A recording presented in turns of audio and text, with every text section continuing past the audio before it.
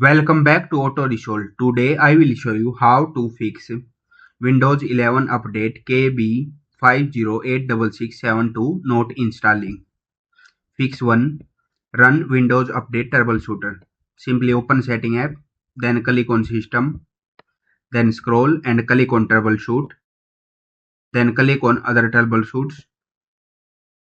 Then you will see Windows Update option, then simply click on Run. And then again try to download or install Windows Update. Fix 2. Simply restart your PC. Click on Start button, then click on power icon, then simply click on restart. Fix 3.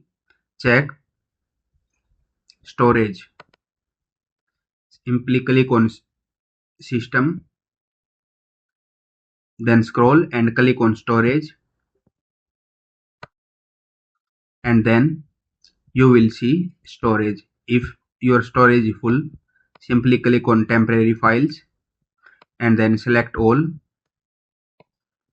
and click on remove files. After removing files, again try to update window.